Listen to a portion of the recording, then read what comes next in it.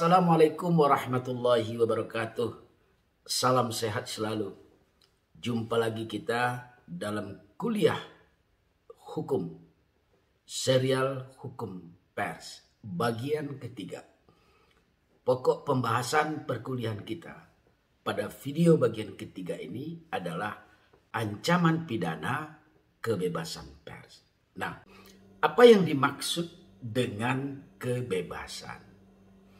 Terminologi tentang kebebasan ini itu dapat para mahasiswa lihat dalam Kamus Besar Bahasa Indonesia. Dalam Kamus Besar Bahasa Indonesia, kebebasan diartikan sebagai kemampuan untuk melakukan apa yang diinginkan. Dan kebebasan juga dapat diartikan memiliki kemampuan untuk bertindak atau berubah tanpa batasan. Kebebasan pers adalah kebebasan yang mencakup kebebasan berpikir dan kebebasan untuk mengungkapkan sesuatu. Pengungkapan sesuatu itu dilakukan dalam satu peristiwa yang kemudian peristiwa itu diekspresikan melalui tulisan atau dapat juga dilakukan melalui tindakan. Landasan yuridis kebebasan pers di Indonesia dapat kita temukan pada pasal 28 Undang-Undang Dasar 1945 yang tegas menyatakan bahwa kemerdekaan berserikat dan berkumpul, mengeluarkan pikiran dengan lisan dan tulisan dan sebagainya ditetapkan dengan undang-undang.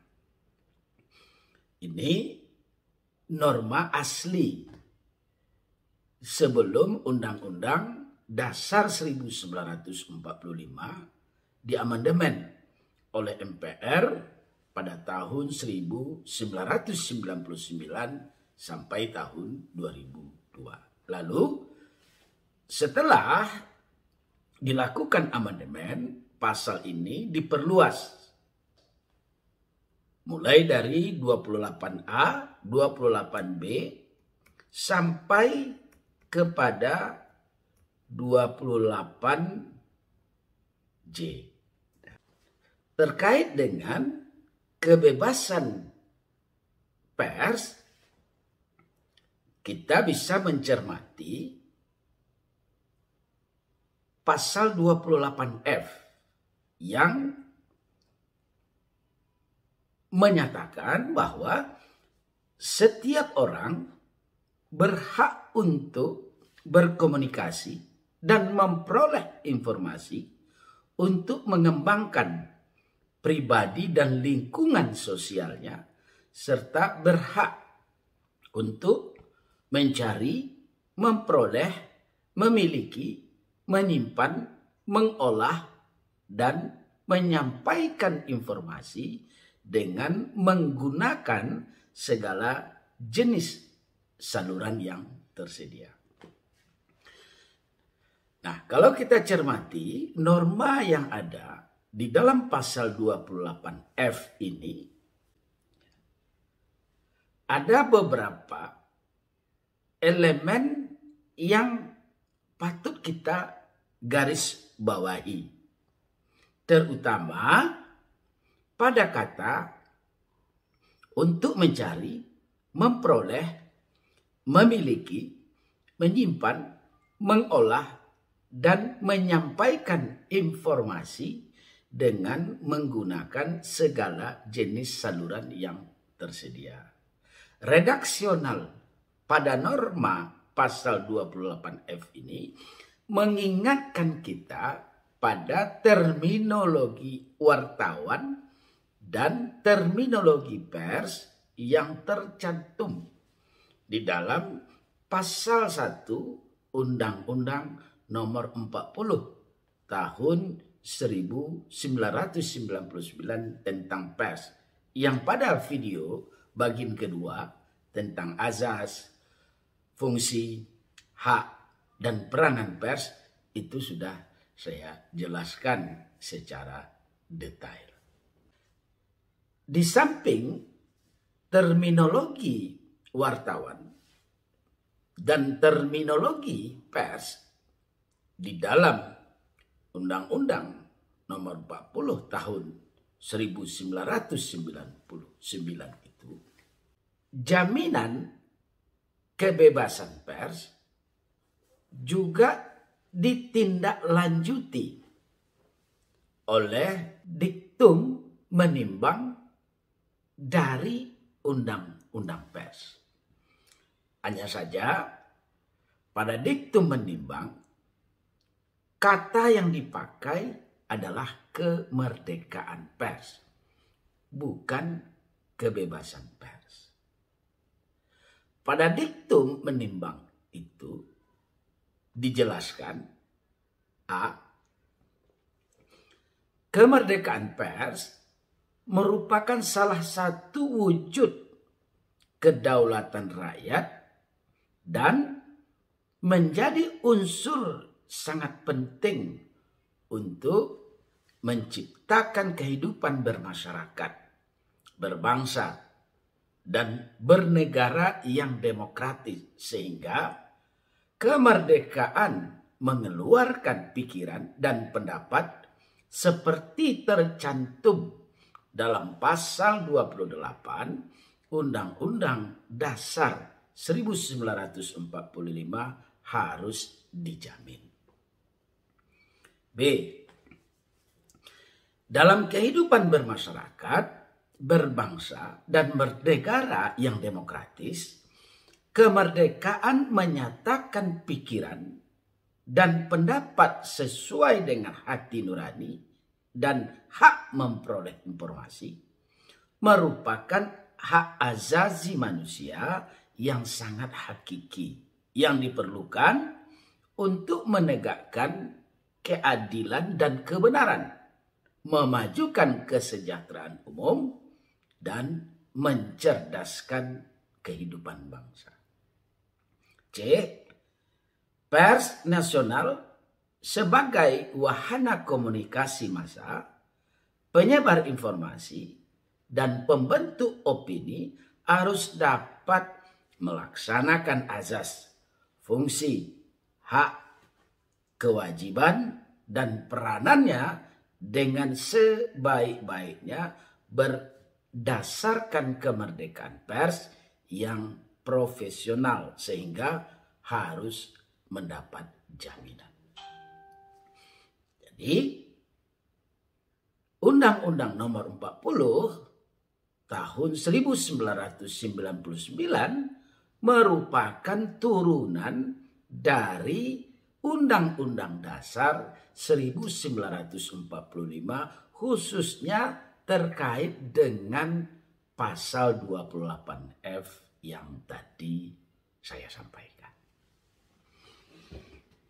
Nah, sebelum penjelasan ini saya lanjutkan, saya ingin terlebih dahulu membawa mahasiswa untuk melihat dua terminologi supaya tidak terjadi salah penafsiran antara terminologi kebebasan pers dengan terminologi kemerdekaan pers. Undang-Undang Dasar 1945 dan Undang-Undang nomor 40 tahun 1999 menggunakan terminologi kemerdekaan. Sementara masyarakat kita, termasuk kita, saya pun juga demikian, lebih familiar menyebut kemerdekaan itu dengan istilah kebebasan. Mengapa Undang-Undang Dasar 1945 menggunakan terminologi kemerdekaan, bukan terminologi kebebasan, seperti yang sering kita dengar? Ini harus kita lihat pada konteks sejarah, terutama pada saat Undang-Undang Dasar 1945 itu ditetapkan pada tanggal 18 Agustus 1945. Masa itu adalah masa perjuangan, masa mempertahankan kemerdekaan. Nah, di masa perjuangan dan masa mempertahankan kemerdekaan itu, istilah merdeka menjadi lebih populer dan sekaligus menjadi slogan dari perjuangan rakyat Indonesia untuk melawan, mengusir, dan mempertahankan kemerdekaan. Makanya terminologi merdeka dan atau kemerdekaan lebih dekat dengan fase pembentukan dan pengesahan Undang-Undang Dasar 1945 sekaligus dipakai untuk terminologi pers pada norma yang terkandung di dalam pasal 28 Undang-Undang Dasar 1945. Sekarang kita tidak lagi berada pada fase itu. Jarak antara tahun 1945 dengan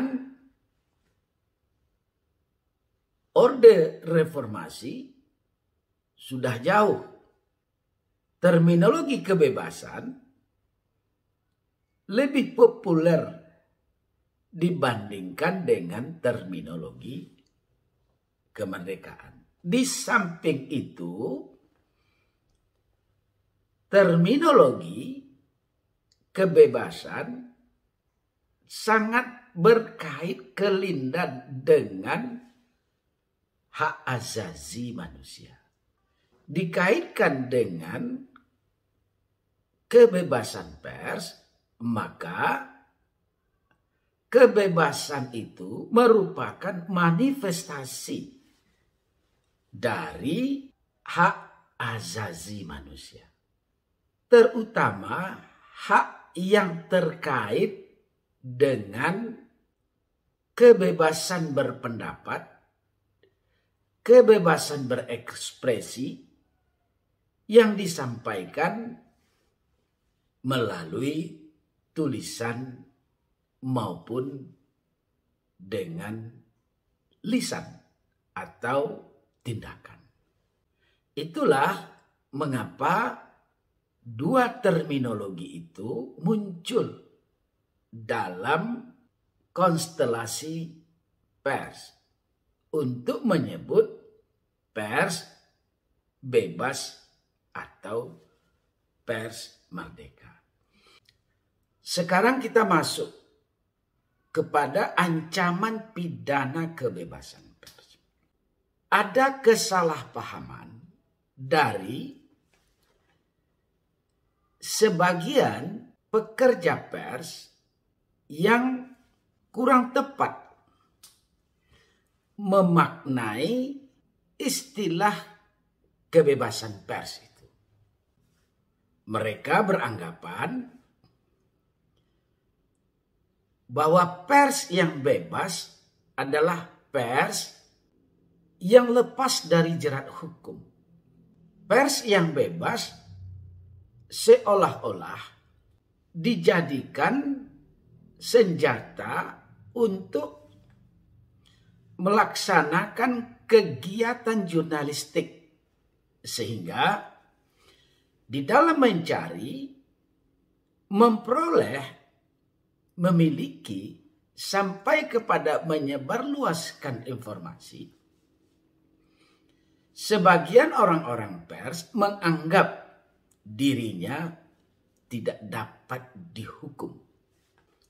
Apalagi di dalam pasal 4 ayat 3 Undang-Undang Nomor 40 tahun 99 dinyatakan bahwa untuk menjamin kemerdekaan pers, pers nasional mempunyai hak mencari, memperoleh, dan menyebarkan gagasan dan informasi. Pasal ini sering dijadikan perisai, benteng oleh kawan-kawan pers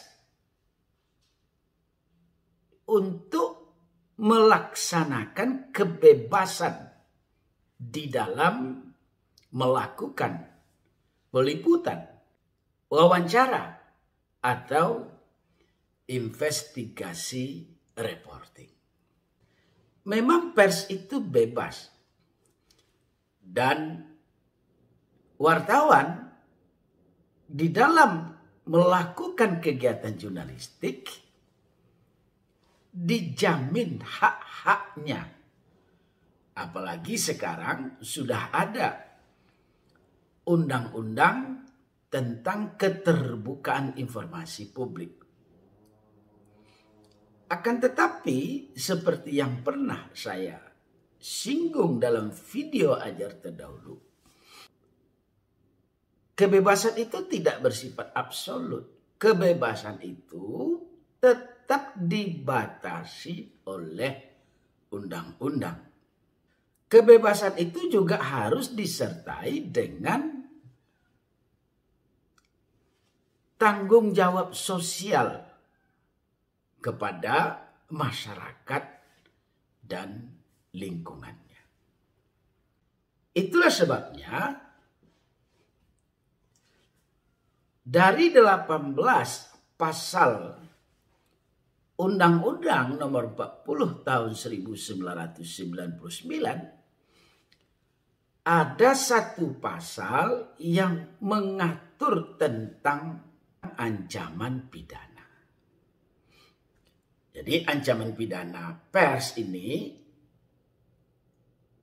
dapat kita kelompokkan ke dalam dua bagian.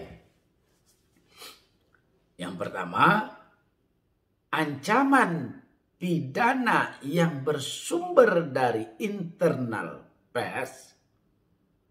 Dan yang kedua, ancaman pidana yang bersumber dari luar pers.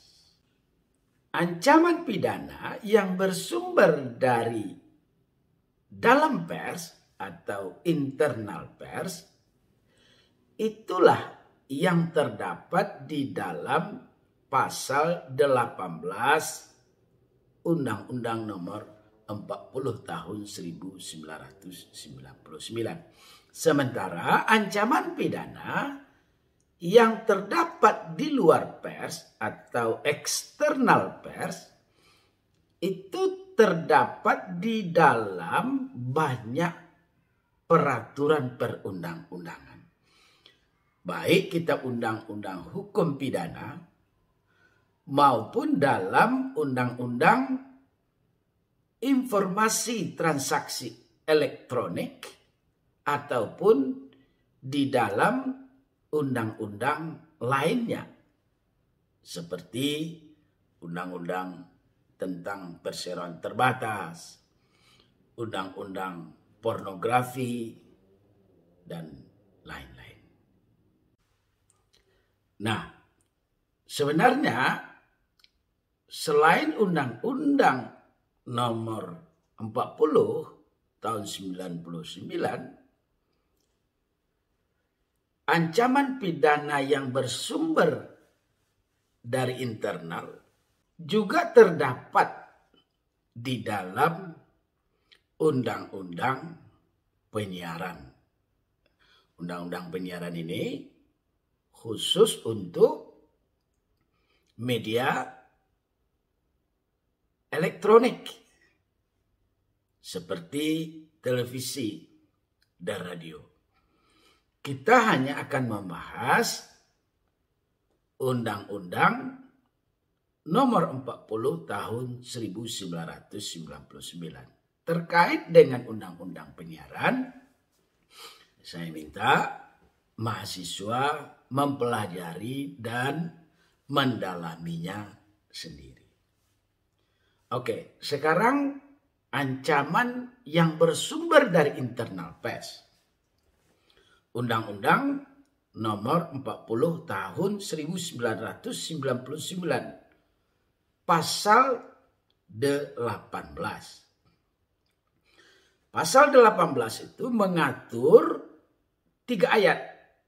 Ayat pertama, setiap orang yang secara hukum dengan sengaja melakukan tindakan yang berakibat menghambat atau menghalangi pelaksanaan ketentuan pasal 4 ayat 2 dan ayat 3 dipidana dengan pidana penjara paling lama 2 tahun atau denda paling banyak 500 juta rupiah.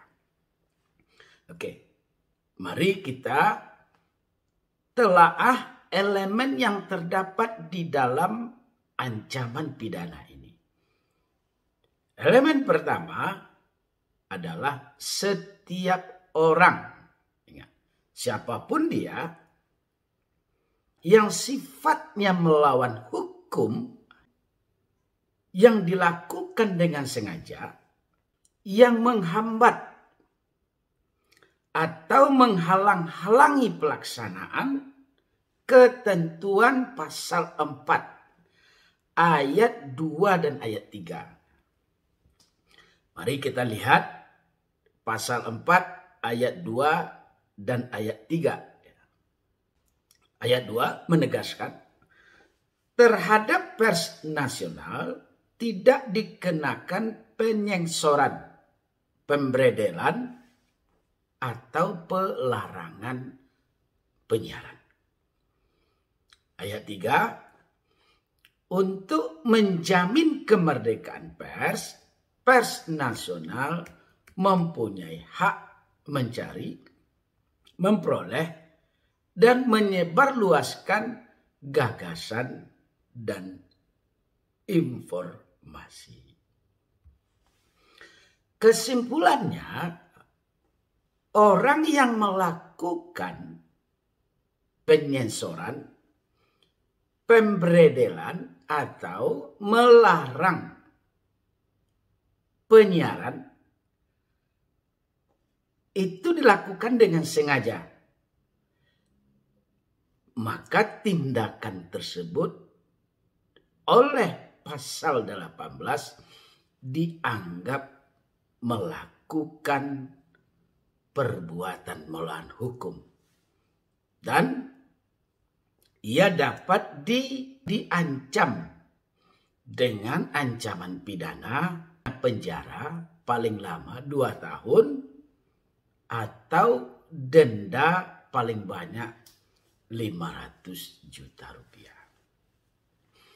Nah, pasal 18 ayat 1 ini ditujukan kepada masyarakat, bukan orang pers. Ayat 2, perusahaan pers yang melanggar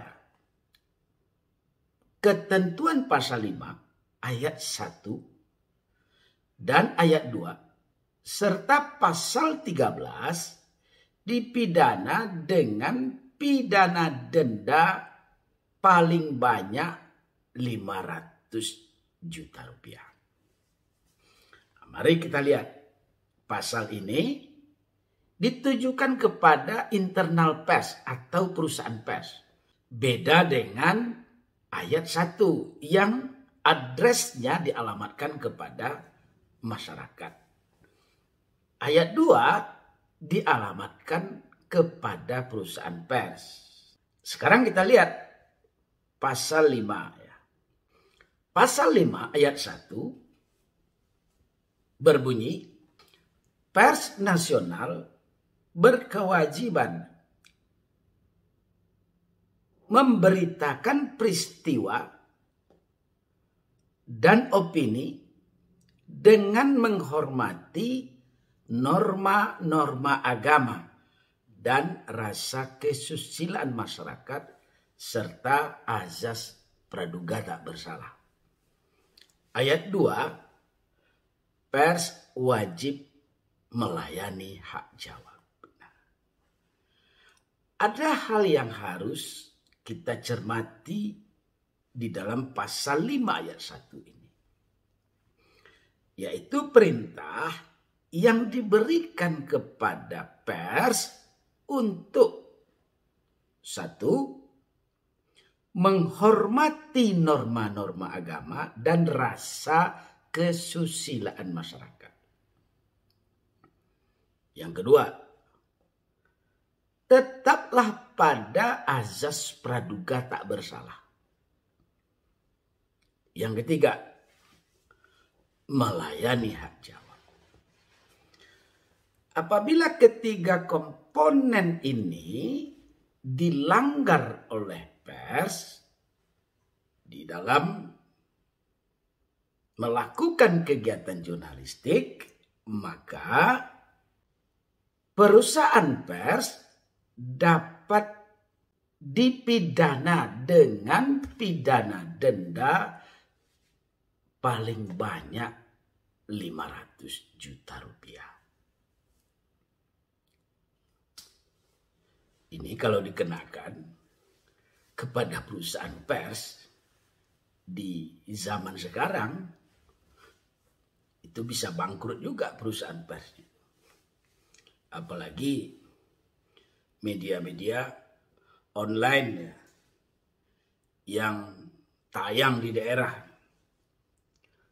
Ngeri juga kalau terkena pidana denda 500 juta rupiah. Jadi ancaman pidana pada pasal 18 ayat 2 ini berbeda dengan ancaman pidana pasal 18 ayat 1. Pasal 18 ayat 1, hukuman yang diberikan kepada masyarakat itu sifatnya alternatif. Bisa berupa pidana penjara, bisa juga berupa pidana denda. Tetapi pada pasal 18 ayat 2, ancaman pidana yang diberikan itu adalah denda. Nah, di samping pasal 5 ayat 1 dan ayat 2, perusahaan pers juga dapat didenda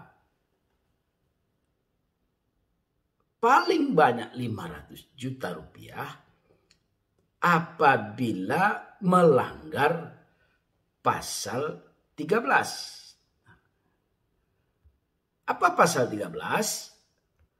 Pasal 13 Undang-Undang Nomor 40 tahun 1999 menyangkut pelarangan di dalam pemuatan iklan.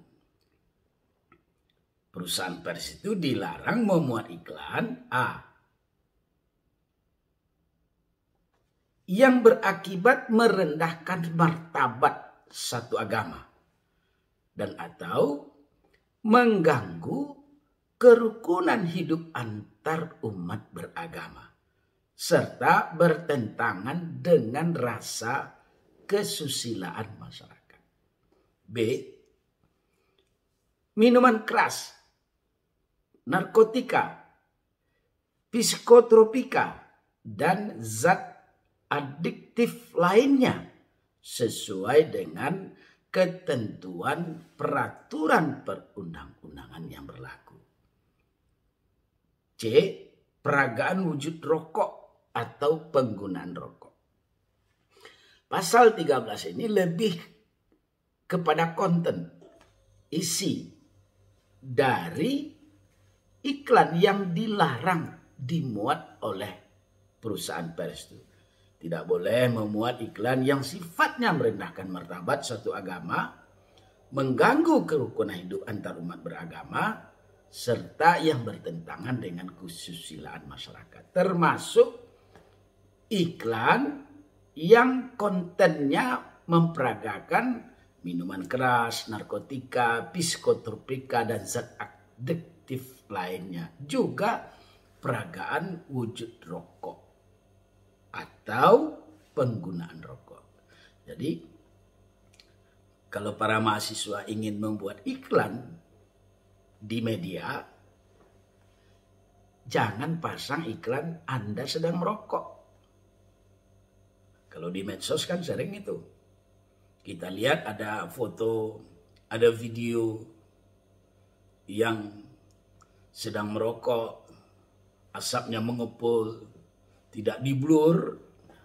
Itu kalau dimuat di media komersil yang diatur di dalam Undang-Undang Nomor 40 Tahun 99, maka sudah terkena ancaman pidana yang diatur di dalam Pasal 18 Undang-Undang Pers.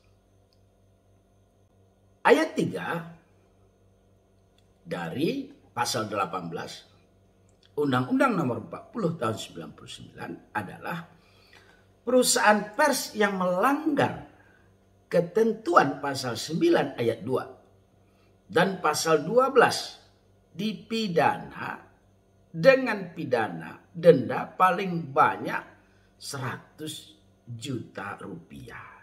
Nah, apa yang terkandung di dalam Pasal 9 ayat 2 ini? Mari kita lihat.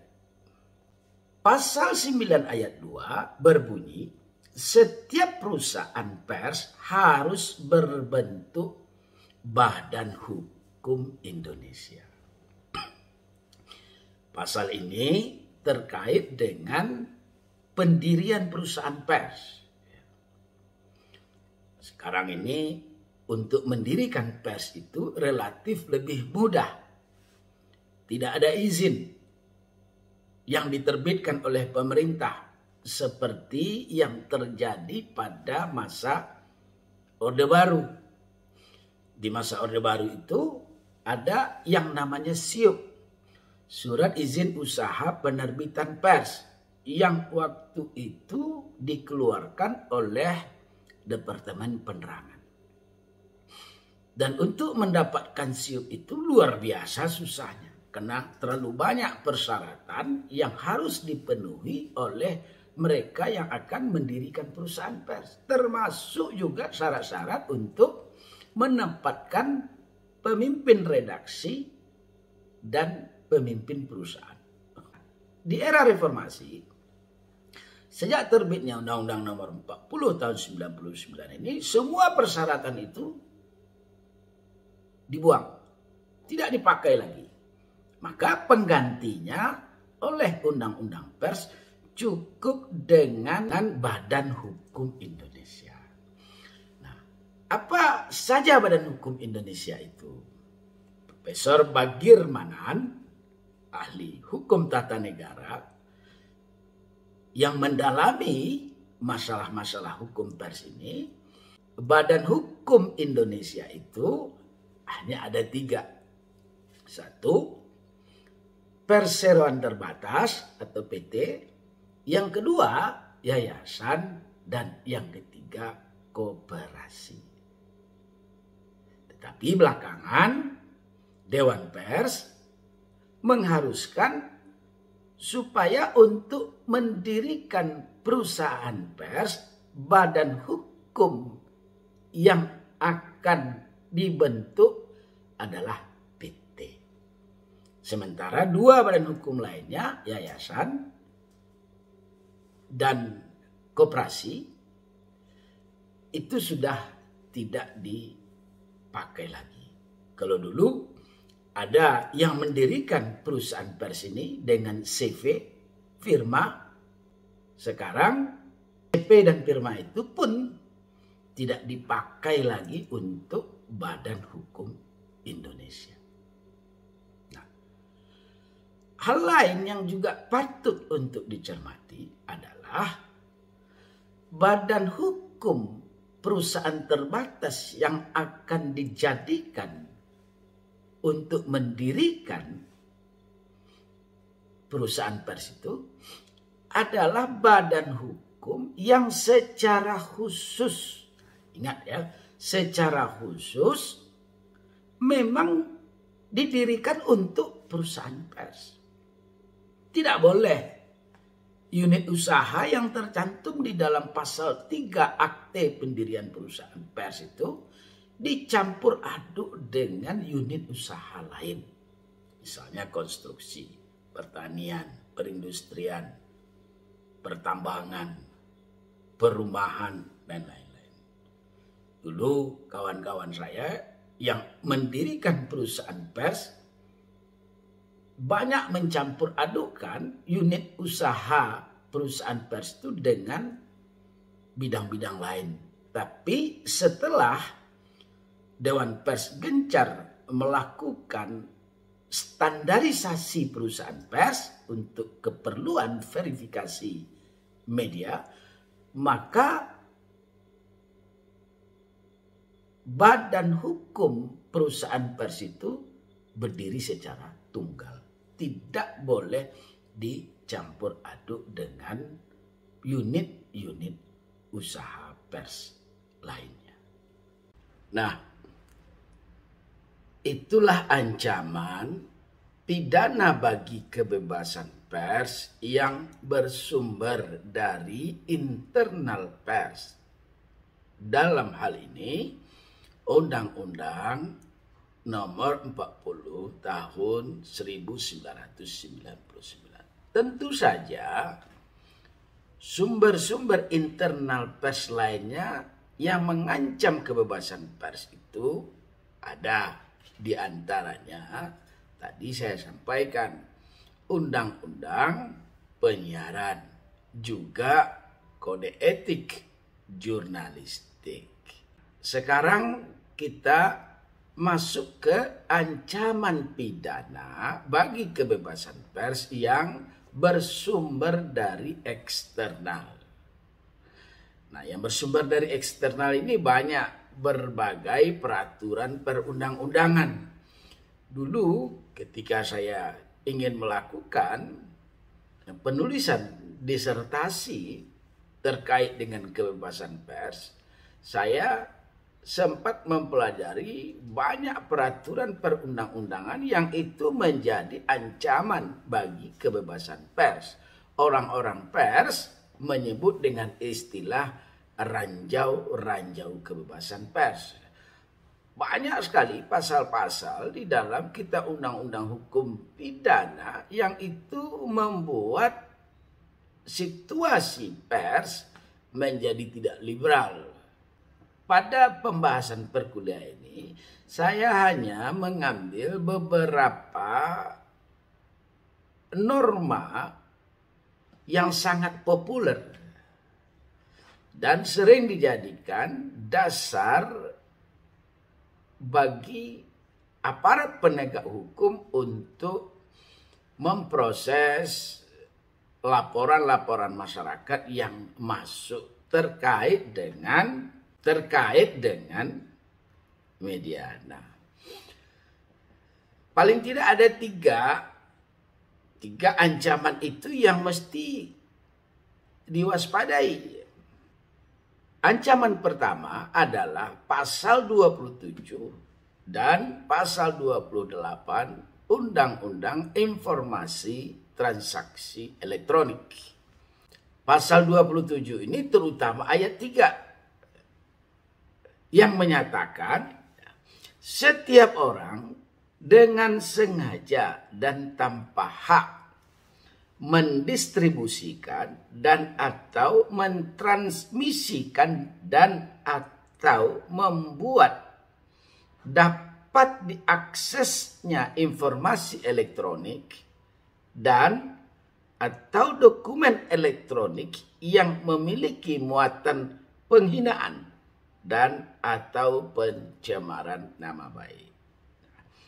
Jadi pasal 27 ayat 3 ini adalah pasal yang sering dijadikan oleh polisi untuk menjerat seseorang atas tuduhan penghinaan atau pencemaran nama baik. Nah, jadi hati-hati di dalam mentransmisikan, mendistribusikan, apakah itu berita yang ada di online, kabar yang diperoleh dari WA group, Instagram, Twitter. Ini kalau bermasalah materi yang kita distribusikan itu, maka pasal terkait dengan penghinaan atau pencemaran nama baik ini dapat dipergunakan untuk menjerat kita, termasuk orang-orang media, wartawan yang kadang tanpa sengaja, spontan mendistribusikan link berita atau foto yang sesungguhnya link berita atau foto itu dapat menimbulkan pencemaran nama baik. Dan ini sudah banyak sekali kasus yang menimbulkan korban dari penggunaan pasal 27 ayat 3 ini. Nah, begitupun dengan pasal 28 ayat 3 dari Undang-Undang ITE yang menyatakan setiap orang dengan sengaja dan tanpa hak menyebarkan informasi yang ditujukan untuk menimbulkan rasa kebencian atau permusuhan individu dan atau kelompok masyarakat tertentu berdasarkan atas suku, agama, ras, dan antar golongan. Ini pasal 28 ayat 3 masih terkait dengan pasal 27 dari Undang-Undang Informasi Transaksi Elektronik. Pasal lain yang juga dapat menjadi ancaman bagi kebebasan pers itu adalah penyiaran berita bohong. Penyiaran berita bohong ini atau dalam bahasa sekarang kita sebut dengan hoax, kabar yang tidak berdasar. Itu maksudnya. Selain dapat didakwa dengan Undang-Undang Informasi Transaksi Elektronik, juga dapat diancam dengan Undang-Undang Nomor 1 Tahun 1946. Nah, mari kita lihat. Undang-Undang Nomor 1 Tahun 1946 itu mengatur tentang perbuatan pidana. Nah, khususnya pada pasal 14. Pada pasal 14 itu berbunyi, barang siapa dengan menyiarkan berita atau pemberitahuan bohong dengan sengaja menerbitkan keonaran di kalangan rakyat dihukum dengan hukuman penjara setinggi-tingginya 10 tahun.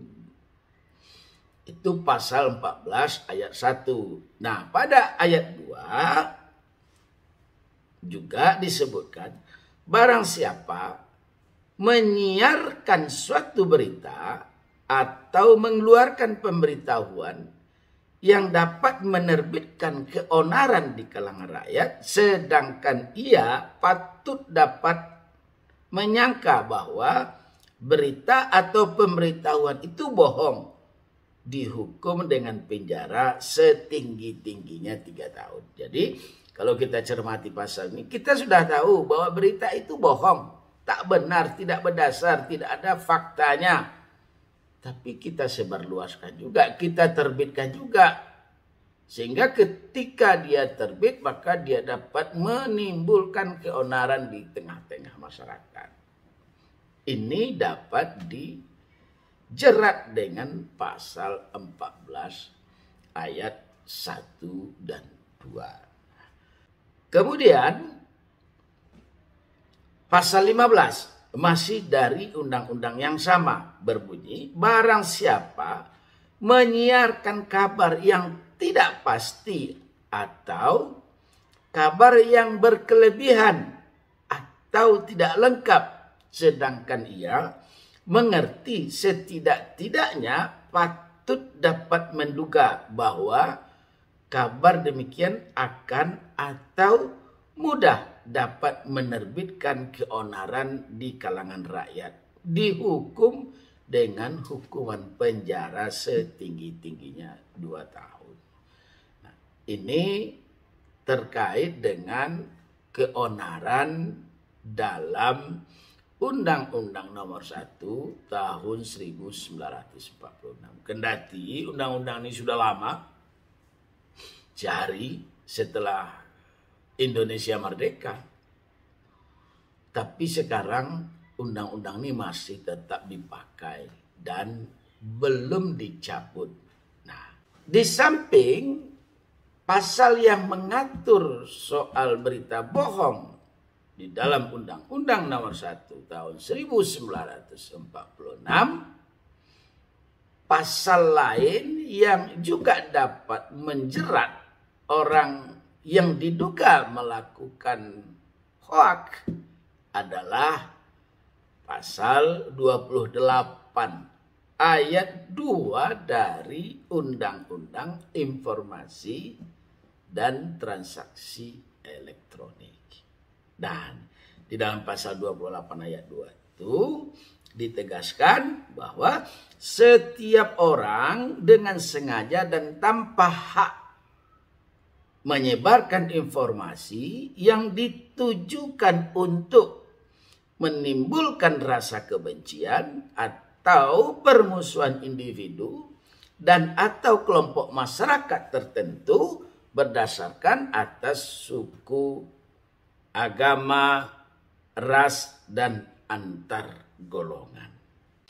Di luar pasal-pasal ini tentu masih banyak peraturan perundangan lainnya yang dapat mengancam kebebasan pers di Indonesia.